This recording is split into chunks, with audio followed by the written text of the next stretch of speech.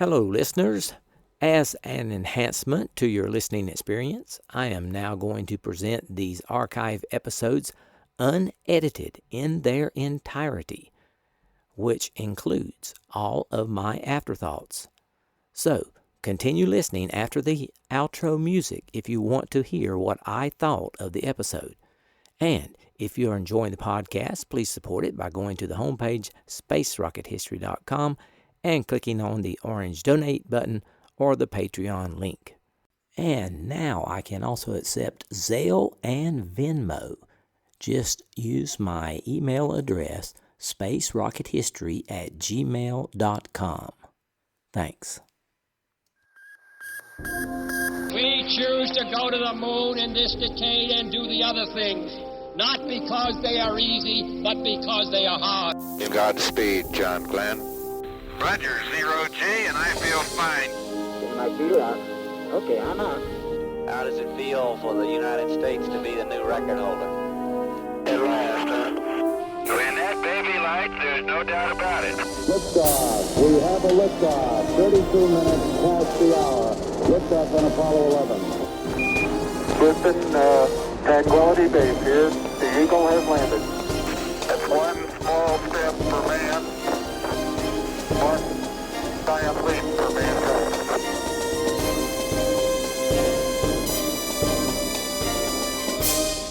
Hello and welcome. This is Michael Annis, and you're listening to episode 245 of the Space Rocket History Podcast.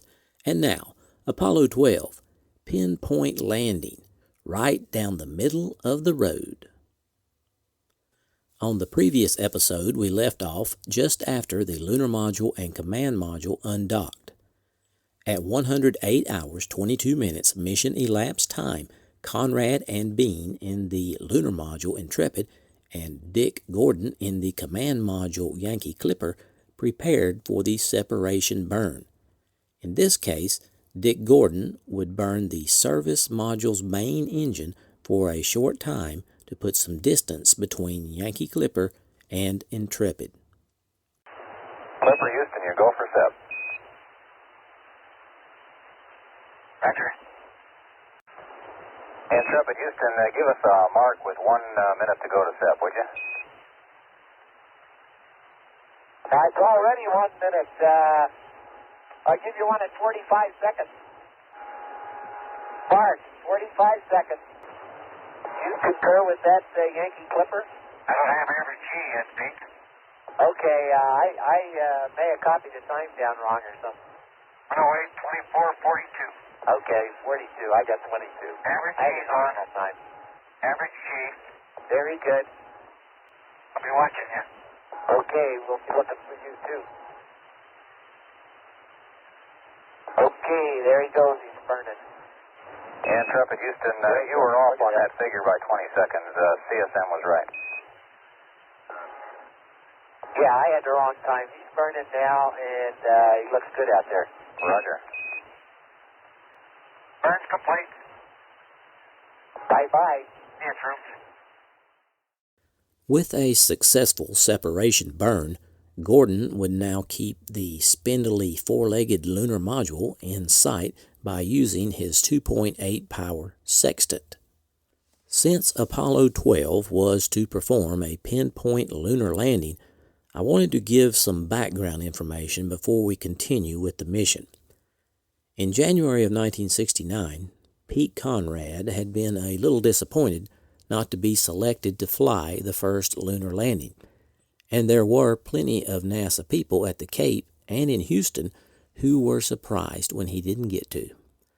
Conrad was in mission control when Neil Armstrong and Buzz Aldrin landed on the moon in July, and he was there when everyone from the NASA managers in the control center to the geologist in the back room to Mike Collins in lunar orbit were trying to figure out where Armstrong and Aldrin had landed.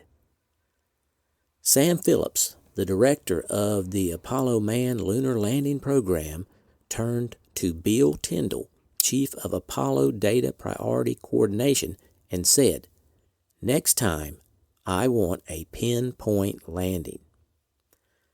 Phillips' request was understandable. There was no point in having the geologist painstakingly choose a landing site when there was no certainty of being able to get there. But Tyndall thought it was impossible. After all, Eagle had landed 4 miles away from its aim point. The trajectory people had identified several sources for the error and had figured out how to prevent them from reoccurring. But one unknown persisted, namely the moon's lumpy gravity field. Even now, no one knew exactly what mass concentrations would do to the lunar module's path, so predicting its precise trajectory ahead of time was impossible. But when Bill Tyndall met with the trajectory experts, a young mathematician named Emil Scheisser made a breakthrough. The key was the Doppler effect, the apparent shift in frequency of light waves or sound waves emitted from a moving object as detected by a stationary observer. You can experience the Doppler effect standing next to a highway. The horn of a passing car seems to rise in pitch as it speeds towards you, then falls as it moves away. The same phenomenon changes the apparent frequency of radio waves received from the spacecraft moving toward or away from the tracking stations on Earth. Tiny Doppler shifts were already being used by controllers to analyze the trajectory of Apollo spacecraft during their lunar voyages. Radio signals from a lunar module in lunar orbit, Scheisser pointed out, had a predictable pattern of Doppler shift. The effect was strongest when the lander was flying over the edge of the moon as seen from Earth, and weakest when it was flying over the geographic center of the near side. If planners could predict the pattern of Doppler shifts, they could compare that information with the actual shifts they detected. The differences would in turn reveal whether the lunar module was off course and by how much. Scheisser's idea was brilliantly elegant, but it left the problem of how to give that information to the astronauts in a form that would be easy to feed into the lunar module's guidance computer. Soon, that answer too emerged in one of Bill Tyndall's meetings. The solution was to fool the computer into thinking the landing point itself had moved rather than the lander. That change required entering only a single number. At the same time, mission planners deliberated on where to send Apollo 12. They could simply have picked out a specific crater, but planning coordinator Jack Sevier had a better idea. The unmanned Surveyor 3 probe was perched on the vast lava plain called the Ocean of Storms, where it had landed in April 1967. The geologists had already identified the Ocean of Storms as one of their candidate targets for the second landing. They suspected its rocks would be younger than, and perhaps chemically different from, those in the Sea of Tranquility. Now, Surveyor 3 became the target for the first pinpoint lunar landing. It was a bold decision to commit the system to such a visible measure of success or failure. If Conrad and Bean missed, everyone would know it. But that was exactly the point. This goal would drive NASA to achieve what had first seemed impossible. Now, Conrad was thrilled with his mission. If he couldn't make the first landing, this was the next best thing. He and Bean weren't simply going to get down in one piece, grab a few rocks, and take off. Instead, they had the first lunar surface operations plan, a timeline packed with good, useful work for scientists. And if they really did manage to land next to the Surveyor, they would open the way for the pinpoint landings the geologists wanted. As the months of training wore on, The simulator instructors at the Cape considered Conrad, Gordon, and Bean one of the sharpest, most competent teams they had ever trained for space. Conrad joked that they should solve NASA's crew selection worries by volunteering to fly every mission from then on, rotating seats on each flight. Next time it would be Gordon, Bean, and Conrad, then Bean, Conrad, and Gordon. By the day before launch, Conrad felt ready. The mission he had worked toward for 7 long years was finally upon him. That night, he and Gordon and Bean were joined for dinner in the crew quarters by Administrator Thomas Paine. Later, in the parking lot, Paine made a promise to Conrad. If some problem came up and he didn't get to land, Paine said he would put Conrad and his crew on the very next mission so they shouldn't do anything rash. Conrad thanked Paine for his kind offer and said goodbye. He was halfway up the stairs when he realized Paine had made the same promise to Neil Armstrong.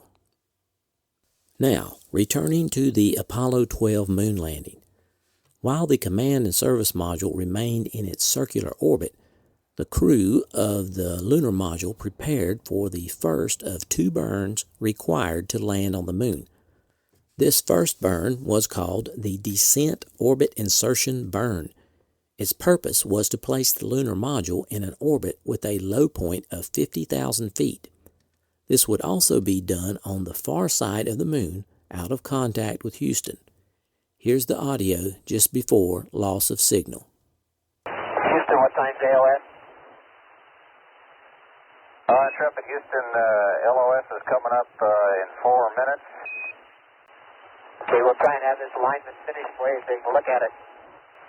There's the star angle difference, Houston. 4 balls, 2. Coming at you with the torquing angles. Roger, Pete. How's that grab you? You looking at the 50? Those are great. You're go for DOI. And Intrepid Houston, we're looking at an AOS of 109.4330. And Clipper Houston, we're looking for you, AOS at 109.41. Okay, I'll be there. Intrepid, Yankee Clipper, you're looking good. 1 minute to LOS. We'll see you on the other side. At 109 hours, 23 minutes, and 28 seconds mission elapsed time on the far side of the moon, Pete Conrad counted down to the Descent Orbit Insertion Burn. Reading from the transcript, Conrad said, 10, 9, 8, ullage, 6, 5, flashing 99, engine armed, 2, 1, ignition, burning good, to what, 15 seconds? Bean, 15, Conrad, 15 seconds, 7, 8, 9, 10, 11, 12, 13, 14, 15, Bean, go to 40, Conrad, 40%, Bean, okay now, Conrad, 18, 19, 21, 2, 3, 4, 5, 6, 7, 8, shut down. In transcript. It was a good burn. When Conrad and Bean fired their descent engine, Dick Gordon in the command module was looking straight up into Intrepid's engine bell. The spacecraft carrying his friends seemed to become a great glowing ball, like the view into a jet engine climbing on afterburner. Gordon radioed, "Hey, I have you on sextant, looking right up your descent engine. Fantastic." The glow lasted just under half a minute, then died. Less than an hour later, it was time for the second burn, called the Power Descent Initiation Burn.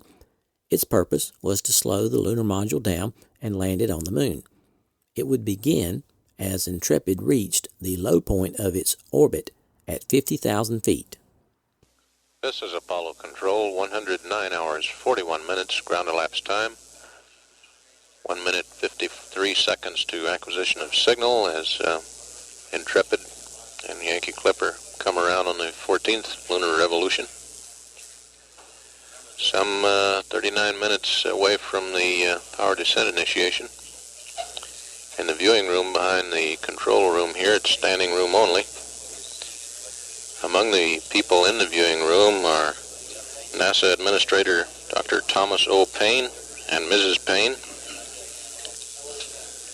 The nominee for Deputy Administrator of NASA, George M. Lowe. Dr. George Miller, Associate Administrator, Office of Manned Spaceflight. Associate NASA Administrator, Dr. Homer Newell. John Naugle, Associate Administrator, Office of Space Science and Applications. Dr. Werner von Braun, Director of Marshall Space Flight Center. James C. Elms, Director of Electronic Research Center. Apollo 11 crewmen Neil Armstrong and Buzz Aldrin. Apollo 8 Commander Frank Borman. Dr. Stark Draper, Director of Instrumentation Laboratory at Massachusetts Institute of Technology. And quite a few other people from industry and NASA. We've had Command Module AOS. Let's go live now and see how the burn went for descent orbit initiate. Yankee Clipper, Houston, how do you read? Houston, Clipper. Roger, Clipper, Houston, loud and clear. Roger, good bird, good bird. Roger. During the descent, Lunar Module pilot Alan Bean will read out of the LIM guidance computer such numbers as range to go to the landing site, horizontal velocity, and the angle at which Commander Pete Conrad should look to spot the landing site through the landing point designator etched on the left-hand window of the lunar module. During the final phase, from 500 feet down, Houston, no transients. following low gate at 500 feet, Bean will add in the so-called H-dot, or vertical velocity, rate of descent. Hello, Houston. Hello, Yankee Clipper. Intrepid's up box. Houston, read you loud and clear. Clipper, loud and clear. Roger. Intrepid has gone to the Vox mode in the communications, that is, voice-actuated circuit. Now only 1 minute until PDI ignition. Mark, 1 minute. Roger, started, Pete. Roger, Pete. We can have descent at 35 seconds. I'll do it at 30, Al. Okay. Pitching blank. Average speed descent engine is orange. I'm on velocity light.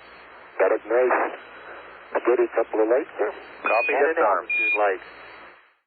There was adrenaline in Pete Conrad's voice as he counted down the last seconds before ignition. He and Bean were still weightless, but their bodies were secured to the cabin floor by harnesses. 7, 6, 5. Conrad pushed the proceed button on the computer, and a moment later, Intrepid's descent engine ignited 50,000 feet above the moon. Conrad suddenly flashed back to 5 years earlier, when he was visiting the Grumman plant on Long Island and standing in a mock-up of the lunar module, then known as the Bug. The instrument panels were nothing but drawings pasted onto plywood, but Conrad had stood there and imagined himself descending to the surface of the moon. Now it was happening. 10, 9, 8, we have all 8, 7, 6, 5, row. I have it. Better start. 3, 4, 5. Descent engine command override on. Hey, throttle up to 26. Yep. Copy, throttle on. Can't hardly hear you for some reason. Okay. Stand by for throttle up, Houston. It looks good. There was no sound, but Bean could feel the vibrations through his feet, a high-frequency buzz, and the onset of acceleration. Bean welcomed the acceleration. After 5 days of weightlessness, it felt good to be standing again. Conrad scanned the gauges, and Intrepid continued its long ride down, Less than half a minute later, the computer throttled the engine up to full power, and the men felt its force. It slowed the 15-ton spacecraft, dropping it out of lunar orbit and onto a path for the surface. At last, they were on their final approach. Bean felt the pressure. Everything mattered. Everything was for keeps. Okay. Stand by for throttle up, Houston. Liam looks good.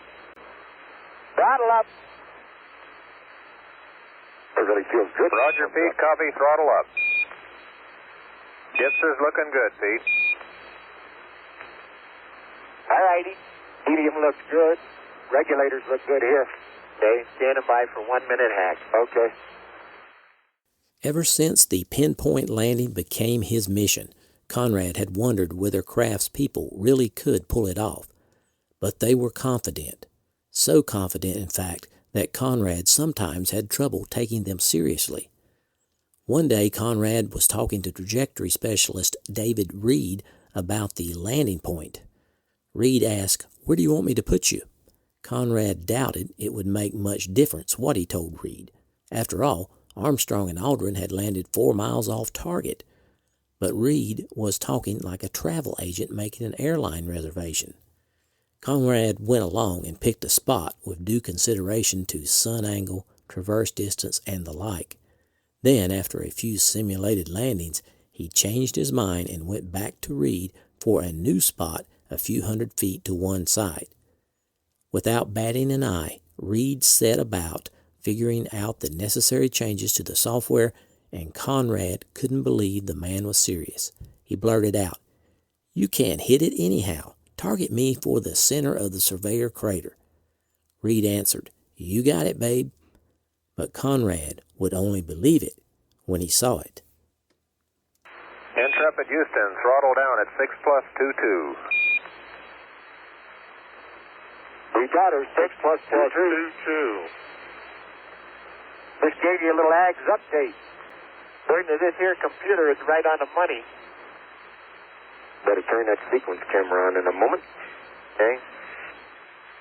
6+22 for throttle down, huh? Yeah. Okay. Throttle's down. I'm going to put on the camera. How's that strike you? There's Intrepid Houston, you're looking good at 6. Okay, standing by for throttle down. Things in action, dude. 23. Let's give it another update. Throttle down. 6+23. Roger. 4. I can just barely see the horizon, but this baby is really giving it the kazoozie with the RCS, isn't it? There is. Why don't I go ahead and put the camera on you? All right, why don't you? Run it. Baby. 7 minutes. Intrepid Houston, monitor descent fuel 2. Looks good. Descent fuel 2, it's there. 6 minutes and 23 seconds into the burn, the men felt the lander's engine throttle back under the computer's control and called out, "Throttle down." Loud bangs from the lunar module's Reaction Control System thrusters, or RCS, filled the cabin. Bean had jumped the first time he heard them. They were only an arm's length away, on the other side of the thin windows. They were firing much more often than they had in the simulator. Conrad said, "This baby is really giving it the gazooey with the RCS, isn't it?" "Sure is," Bean said. Now Intrepid was tipped back, its engine pointing toward the landing site. Conrad and Bean were speeding toward the moon feet first, staring up into the blackness of space. Somewhere out ahead lay the target, a clump of craters that bore a rough resemblance to a snowman. On the slopes of the snowman's lower body sat Surveyor 3, or so the experts had determined. In the simulator, Conrad had studied the snowman until he could pick it out among the hundreds of craters that surrounded it. Seconds from now, Intrepid would pitch forward to begin the last phase of the descent. Conrad would be able to sight through a special grid on his window and see the snowman dead ahead, if Intrepid was on target. Even a minor error in the flight path could ruin Conrad's chances. Okay, Pete, being advised, 7 minutes.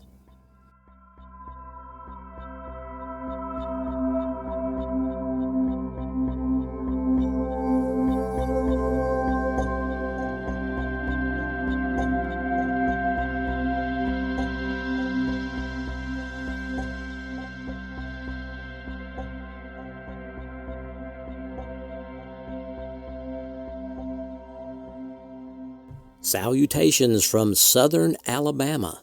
This is Michael Annis, your host, and I wanted to say thanks for listening to episode number 245 of the Space Rocket History Podcast entitled Apollo 12 Pinpoint Landing Part 1, Right Down the Middle of the Road.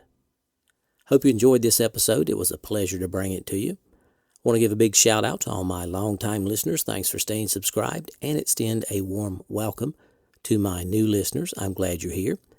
In case you haven't heard, I have created an archive podcast that currently contains the first 48 episodes of the podcast.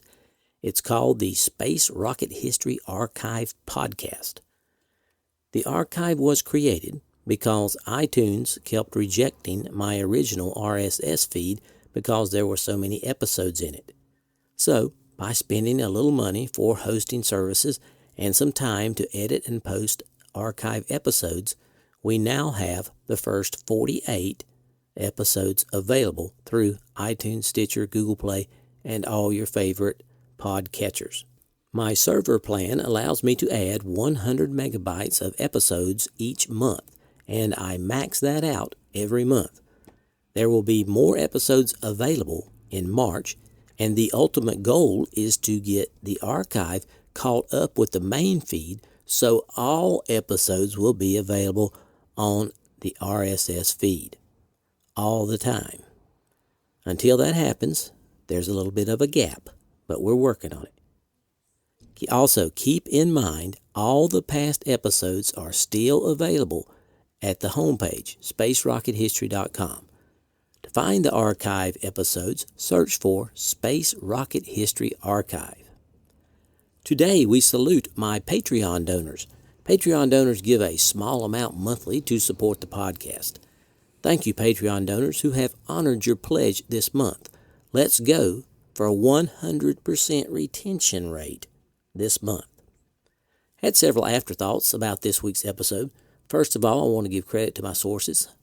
A Man on the Moon by Andrew Chaikin, Failure is Not an Option by Gene Kranz, Rocket Man by Nancy Conrad, the Apollo 12 Flight Journal, and Apollo, an Eyewitness Account by Alan Bean.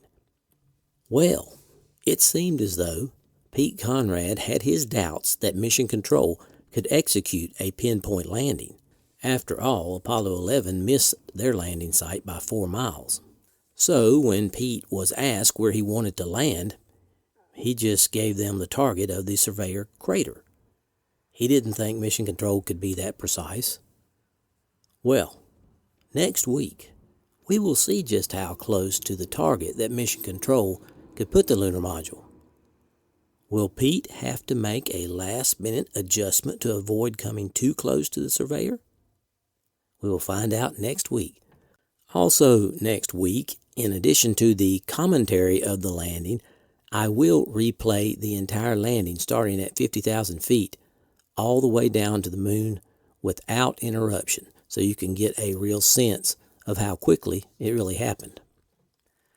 Okay, I have posted some pictures and the audio for this episode on my homepage, spacerockethistory.com. I hope you check that out. I was pleased to receive several new donations to support the podcast over the past week. John W. donated at the Orion level and earned his moon emoji. Paul E. donated at the Orion level. Mike B. from London donated at the shuttle level and earned his rocket emoji.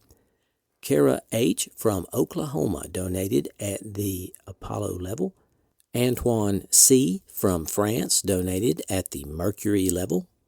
Graham M. from Australia donated at the Mercury level and earned his shooting star emoji. Ben L. donated at the Mercury level. Otar D. donated at the Vostok level. Dennis K. donated at the Vostok level. Victor A. increased his pledge on Patreon to the Soyuz level with rocket and moon emojis. And PJC pledged on Patreon at the Mercury level. Thank you so much for those donations to support the podcast. I sincerely appreciate it. Our Patreon donors are at 159 with a goal of reaching 218 for 2018. Now, this is the rough time of the month for the Patreon donors because they will be billed for next month, and that's usually when some Patreons fall off. So we're going for 100% retention on Patreon donors. So if you can, Patreon donors, please continue to support the podcast. Our overall donors for 2018 have reached 203 with a goal of reaching 418 in 2018. For those of you who are enjoying the content provided here and have not donated yet in 2018, please consider supporting the podcast if you are financially able. Keep in mind, Space Rocket History is entirely listener funded. I depend upon your financial support to keep the podcast going. To support the podcast, go to the homepage, spacerockethistory.com. Click on the orange donate button or the Patreon link. All donors are rewarded with their name on the donors page at the level they choose to donate. Now, for those of you who have already donated for 2018, I certainly appreciate it, and I have an item to give away this week. It is the official Space Rocket History logo vinyl refrigerator magnet. It is awesome. It goes right on your refrigerator or other metallic object. It has the picture of the official SRH logo with the rockets.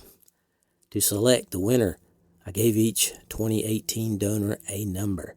Put the range in Google's random number generator and got the number for Kurt Homer. Kurt Homer, if you would email me, mike@spacerockethistory.com, and tell me your address, I will mail this magnet right out to you. I was pleased to see the podcast received several new 5-star ratings on iTunes over the past few weeks. I want to sincerely thank those who gave the all-important 5-star rating and the very kind reviews as well. I certainly do appreciate it. Okay, that's all I have for this week. I hope to have episode 246 posted by next Thursday. So long for now.